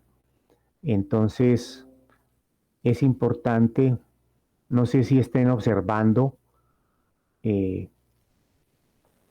esto que les estoy presentando. ¿Están observando algo, no? Doctor, es que usted está presentando esta pantalla, tiene que presentar la otra. Ay, ¿cuál otra? Sí, sí se está viendo, doctor. Doctor. Ah, ya. Sí, doctor, ya. Ah, bueno. Miren acá cómo, bueno, el problema de la resistencia ha tendido a ser, digamos, mucho más evidente con el gonococo. Claro, la gonococcía es una enfermedad mucho más diseminada y ha sido mucha la penicilina que se ha utilizado contra el gonococo y ya la penicilina prácticamente no es eficaz contra el gonococo ni es el medicamento de primera línea. Miren acá cómo se muestran dos antibacterianos que actualmente se usan para gonococo, que son la ceftriaxona y la cefixima. Y miren cómo se empiezan a describir cepas de gonococo que requieren concentraciones mayores a esto y son cepas ya, digamos, problemáticas. Entonces, van en aumento. Mire que en la medida en que pasan los años, van aumentando. Las cepas con mix mayores de 0.125 microgramos a la ceftriaxona y mire lo de la cefixima, que está aquí más cafecito. Entonces, el problema de la resistencia es un problema bastante importante con estos gérmenes, ¿no? Y en general con los gérmenes. Muy importante en pacientes que tengan estas patologías, mirar el cérvix, ¿no? Porque a través del cérvix puede haber la expulsión de un exudado mucopurulento, generalmente de color como amarillento, verdoso. Un gram de aquí es fácil de tomar y perfectamente ayuda pues a hacer el diagnóstico. Entonces, hacer los exámenes, porque a veces los exámenes no se hacen. A veces en urgencias o incluso a veces en los pisos ginecostétricos, curiosamente no se hacen las evaluaciones, no se miran estas cositas y es muy importante la evaluación. Miren acá este paciente con una uretritis gonocóxica, mire el goteo, digamos, uretral, que es el síntoma típico, digamos, en el varón. Acá el ureaplasma, el micoplasma, pueden ser gérmenes entonces importantes. Miren acá una gonococcía que se diseminó y miren las alteraciones que se ven, por ejemplo, a nivel de la piel. Cuando está diseminada, el tratamiento también es con ceftriaxona, pero ya se hace parenteral en dosis mayores. Generalmente, digamos, 1 gramo cada 12 horas y ya el tiempo es mucho mayor, mucho más, no es dosis única, sino que es por mucho más tiempo. Miren acá una sífilis, el chancro. Esta es una lesión que no es exudativa. Es distinta, por ejemplo, al chancro blando. En el chancro blando, para que lo miren de una vez acá, miren la lesión del chancro blando. Miren, son varias en el chancro blando y son húmedas. Hay exudación abundante. En cambio, en el chancro sifilítico es una lesión única nada más y es una lesión más bien tirando como a seca y no duele, a diferencia del chancro blando que es doloroso.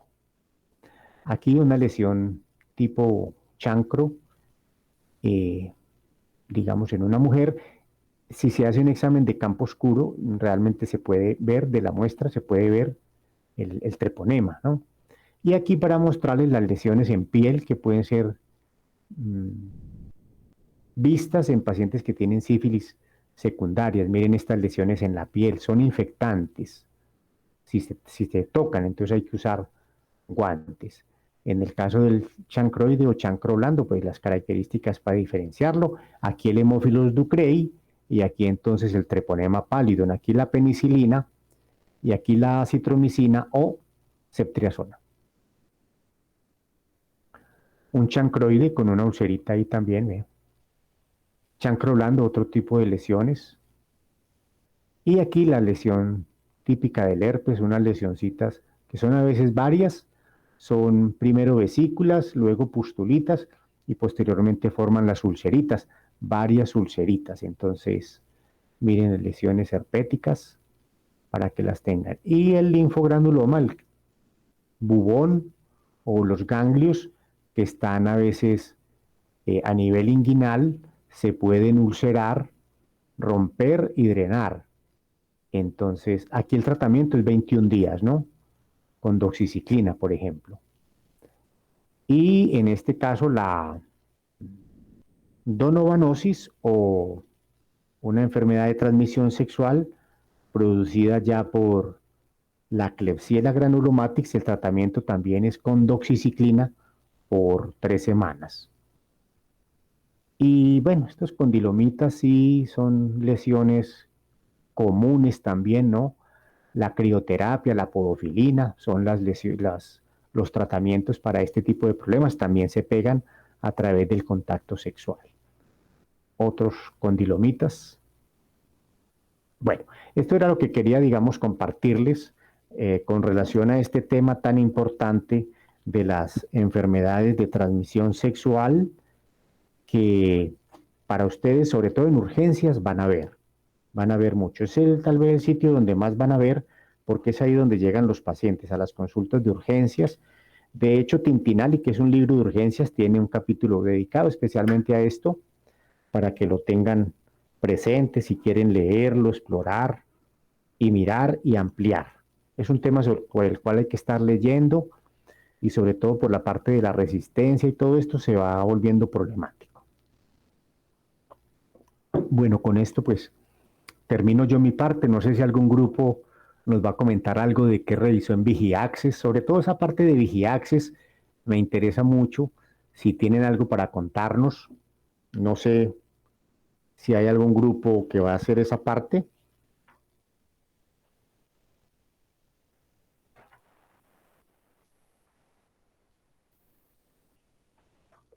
Doctor, pues a nosotros nos había tocado antibióticos en la patología ginecobstétrica. Ajá. Ese tema Bien, lo... y Sí. pues dentro de eso está la doxiciclina, la clinda, pues no sé si ahora o pues después. Pues el problema es que ese tema dentro de la reorganización que hicieron, lo quitaron. Porque yo ese tema yo no lo veo por acá. Si quieren, ustedes de pronto aprovechan y nos cuentan de una vez la clindamicina, por ejemplo, con aminoglucósido, gentamicina, se usa mucho en enfermedad pélvica inflamatoria. Si quieren, nos hablan algo de la doxiciclina que mencionamos hoy. ¿De qué más iban a revisar? Ah, bueno, doctor, sí, entonces es que estamos viendo que nosotros no, exactamente no aparecía ese tema, entonces queríamos preguntarle si le hacemos hoy o pues, Sí, yo creería que es mejor hoy. Aprovechemos el día de hoy porque si no, después de pronto no tienen la oportunidad y me queda difícil entonces calificarles, porque si no han hecho y si le califico a unos y a otros no, entonces también se vuelve un enredo. Entonces yo ah, creería bueno, que es muy doctor, bueno entonces aprovecharla. Sí. ya vamos a compartir pantalla. Listo, bueno, lo importante es que pues sea resumidito y se centren mucho sobre todo a la parte del Vigiaccess, ¿cierto? Ya cada uno de los Cierto. compañeros amplía, revisa. Recuerden que hay drugs.com en internet, que es una fuente que me parece a mí que es confiable. Está iDoctus, también lo pueden usar. Están los textos de farmacología, las revistas de farmacología, revistas de medicina interna y que hacen ya revisión específica sobre los tópicos farmacológicos de estos medicamentos. Bueno, muy bien.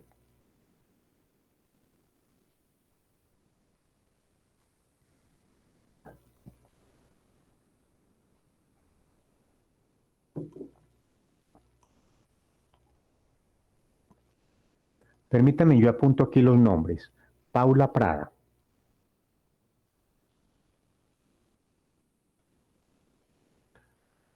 Juan Chamorro.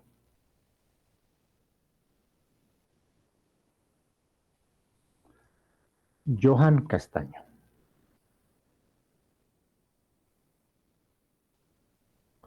¿Y Juan Camilo qué? Juan Camilo Reyes. Juan Reyes. Bueno, listo pues. Bueno, entonces nosotros nos corresponde el tema de antibióticos en patología ginecobstétrica. Sí. Los integrantes, bueno, entonces vamos a hablar de la clindamicina. Siguiente, por favor. Entonces, es un antibiótico que corresponde a las lincosamidas, es inhibidor de las beta-lactamasas, tienen gran actividad contra los anaerobios y contra los cocos gram positivos, que son productores de beta-lactamasas, tienen buena actividad contra el Streptococcus pneumoniae, el Piógenes. Podemos encontrarlo enteral tópica y vaginal, una vida media de 2.9 horas. Tiene metabolismo hepático, excreción por orina y bilis, unión a las proteínas del 90%. Y en cuanto a la resistencia, tenemos que es la misma de los macrólidos, ya que se hace por una metilación enzimática en el ribosoma, y esa misma resistencia a los macrólidos puede generar resistencia contra la clindamicina. Sin embargo, la resistencia que se hace por las bombas de exclusión no me va a afectar a la clindamicina. Paula, una cosita. Una cosita, Paula. Sí, doctor. Mire, usted tiene ahí inhibidor de las beta-lactamasas. Es importante, digamos, yo diría como cancelar esa partecita y más bien reordenar un poco esa idea, que es, digamos, resistente a algunas beta-lactamasas, ¿sí? Por eso tiene gran actividad contra anaerobios y contra cocos gram positivos productores de beta-lactamasas, por ejemplo, Staphylococcus aureus. Pero decir que es inhibidor de las beta-lactamasas, digamos, no es del todo correcto, porque una cosa es que sea resistente, es decir, que no se deje degradar, y otra cosa es que las inhiba. Inhibirlas es unirse a la beta-lactamasa para evitar que degrade un antibiótico, y eso no es lo que hace la clindamicina. Lo que sí hace, ¿usted recuerda algún inhibidor de las beta-lactamasas que hemos mencionado? ¿O alguien recuerda del grupo un inhibidor de las beta-lactamasas que hemos mencionado, que sí es un inhibidor, que se une a las beta-lactamasas y protege para que no degraden otro antibiótico? ¿Alguien se acuerda? ¿Cuál? Tazobactam, que se une a la piperacilina, muy bien. También el ácido clavulánico, que se une a la amoxicilina, también el sulbactam. Entonces yo preferiría que quitaran ese pedacito de que la clindamicina es un inhibidor de las beta-lactamasas. No. Inhibidores de las beta-lactamasas son sulbactam, tazobactam, ácido clavulánico, por ejemplo. La clindamicina no es inhibidor de las beta-lactamasas, aunque es resistente a las beta-lactamasas, a algunas beta-lactamasas, y tiene actividad contra gérmenes que las producen. ¿De acuerdo? Bueno. Listo, doctor. Entonces tenemos que en el mecanismo se une de manera exclusiva a la subunidad 50, es el ribosoma bacteriano, y me va a inhibir la síntesis de las proteínas. Sí. En las indicaciones, entonces tenemos que se usa para la enfermedad pélvica inflamatoria, para la vaginosis bacteriana, la piomiositis gangrenosa, la osteomielitis porque tiene una gran distribución y alcanza el hueso, babesiosis, celulitis, faringitis, infecciones en piel y tejidos blandos. También se usa mucho para el acné, como profiláctico en la otitis media y en las neumonías. Y se dice que está recomendada en infecciones por estreptococo, toxoplasma gondii y neumonía por neumocistis en embarazadas. Este antibiótico ustedes lo van a ver mucho cuando lleguen a cirugía, sobre todo en las unidades de posoperatorios o preoperatorios, donde hay, por ejemplo, cuadros peritoneales, donde hay infecciones ginecobstétricas. Tiene gran utilidad en infección de piel por su actividad contra estafilococo. Bueno, Entonces, dentro de los nombres comerciales tenemos el de la C, el R y la Damiclin. Las presentaciones también podemos encontrar cápsulas de 300 miligramos en loción al 0.3%, como crema vaginal en 2%, como solución tópica al 1% y en solución inyectable 600 miligramos en 4 mililitros. En cuanto a la dosis de adultos, vamos a tener por vía oral 150 a 400 miligramos de cada 6 a 8 horas, intramuscular o intravenosa de 1.2 a 2.7 gramos día dividido en 2 a 4 dosis, o en los niños podemos tener vía oral de 8 a 40 miligramos kilogramos días que se va a dividir en 3 a 4 dosis, o intramuscular o intravenoso de 20 a 40 miligramos kilogramos días dividido en 3 a 4 dosis. Entre los aspectos importantes, entonces tenemos las interacciones, que esta puede ser antagónico con el turanfenicol y los macrólidos. Puede haber sinergismo con los aminoglucósidos, el metronidazol y la ceftazidima. Entre las precauciones y las contraindicaciones tenemos la diarrea por el aumento del Clostridium difficile, y este debe suspenderse inmediatamente, igual que la aparición de una colitis pseudomembranosa. También entre las precauciones y las contraindicaciones tenemos que esta no debe administrarse en bolos, ya que es recomendable en una infusión intravenosa entre 10 y 60 minutos. Y esta va a cruzar la placenta.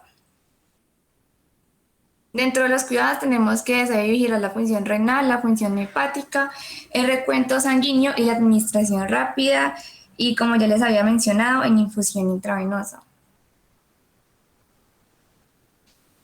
Dentro de las reacciones adversas que encontramos en la literatura, tenemos que el 2 al 20% se han descrito las diarreas, y el 10% de los pacientes van a generar erupciones cutáneas y rash, eritema multiforme, síndrome de Stevens-Johnson, elevación de las enzimas hepáticas, oliguria, proteinuria, granulocitopenia, trombocitopenia, eosinofilia y reacciones anafilácticas. En VIGI Access tenemos que la más común van a ser las afecciones cutáneas. En segundo lugar vamos a tener las afecciones gastrointestinales. En el tercer lugar se refleja en lugar de inserción. Y en cuarto lugar tenemos los desórdenes del sistema nervioso. Números importantes, ¿no? Las cutáneas con 30.000, casi 30.000. Sí, las cutáneas con 30.499 reportes, las gastrointestinales con 15.744, las del lugar de inserción 12.099 y las del sistema nervioso 6.817. Exactamente.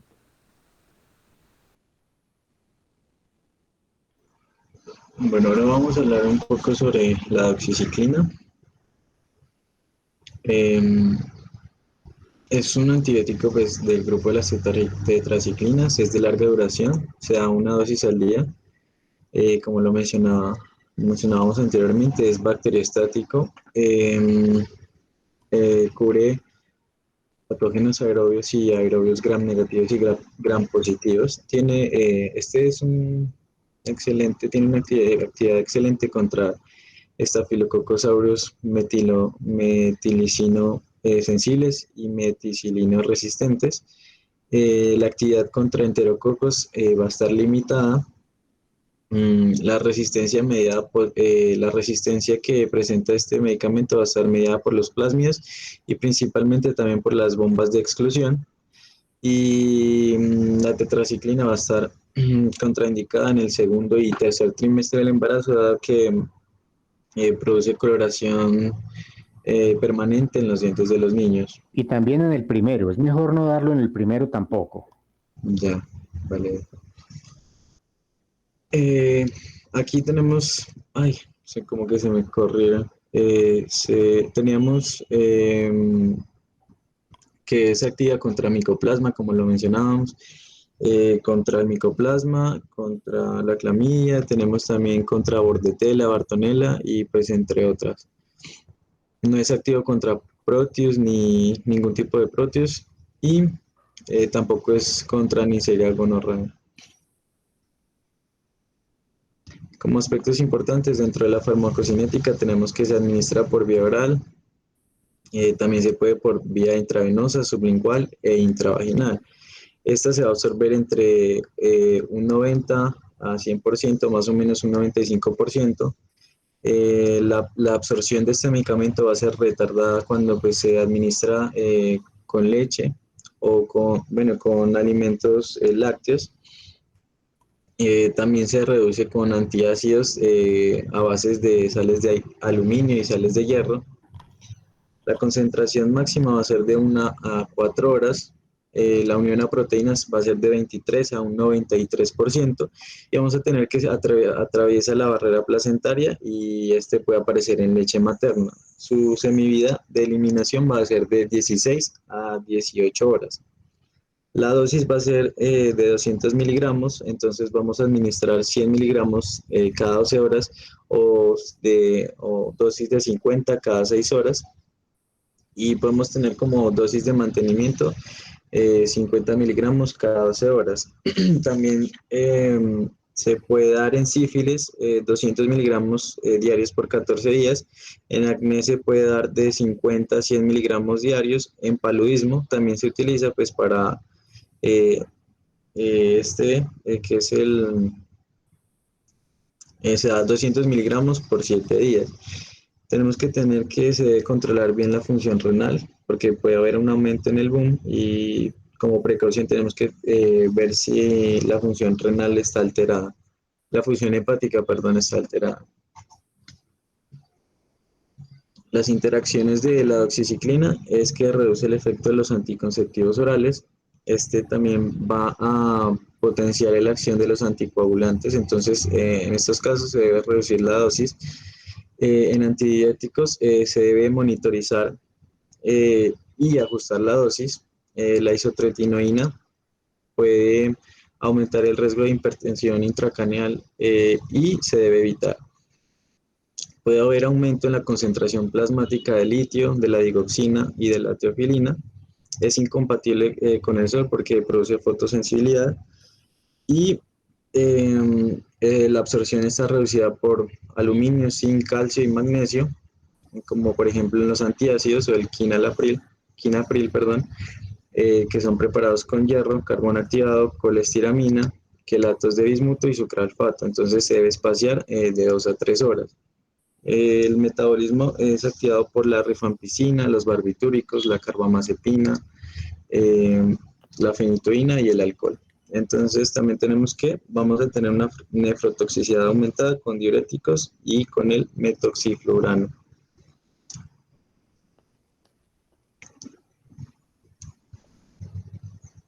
Como contraindicaciones tenemos que vamos a presentar si hay hipersensibilidad a las doxiciclina u otras cetaciclinas, se debe evitar. El tratamiento concomitante con metoxiflurano puede producir toxicidad renal y puede producir la muerte. Además, se debe evitar en pacientes con miastenia gravis en formas inyectables, y se debe evitar el tratamiento concomitante con retinoides orales o pacientes que hayan sido sometidos a cirugías o que se extirpe el duodeno, que se hayan extirpado el duodeno. Siguiente, por favor. Como indicaciones tenemos la brucelosis producida por la brucela, el acné vulgar, la cólera por riquecias, la brucelosis, la conjuntivitis crónica producida por bacterias susceptibles, la sífilis primaria o secundaria, la uretritis, la cervicitis, la proctitis no gonocóxica, que esta se va a deber por la clamidia trachomatis, el granuloma inguinal, el linfogranuloma venéreo, la diarrea del viajero, la enfermedad del legionario producida por la Legionella pneumófila, la enfermedad de Lyme, la carditis de Lyme, la malaria resistente a cloroquina y la enfermedad pélvica inflamatoria. Tenemos la presentación de la doxiciclina en cápsulas de 100 miligramos que vienen en una caja de 10 tabletas. La de Genfar, la doxiclor, la etidoxina, la larocin en cápsulas también de 100 miligramos, La doxiciclina Genfar viene en caja de 10 o de 15 y la vibracina viene también en tabletas de 100 y viene también en una caja de 15 comprimidos. Como tal, en vigía, en la literatura teníamos las más comunes, la fotosensibilidad, la irritación gastrointestinal, las úlceras esofágicas. También se puede producir necrosis grasa aguda del hígado en dosis de 2 miligramos o más vía parental y también se presenta diarrea. Ya como tal en Vigía Access tenemos como tal lo más común serían los trastornos de piel en el tejido celular subcutáneo. También tenemos trastornos generales y alteraciones en el lugar de la administración. Y como tal, la de embarazos en el puerperio y en las afecciones perinatales. Ese término ahí, parental, ese término creo que eso no es como médico, ¿no? Parental es como más como de parentela, familia. Parenteral. Parenterales. Parenteral, ¿cierto? Sí, señor, parenterales. Qué pena. Parenteral, bueno, muy bien.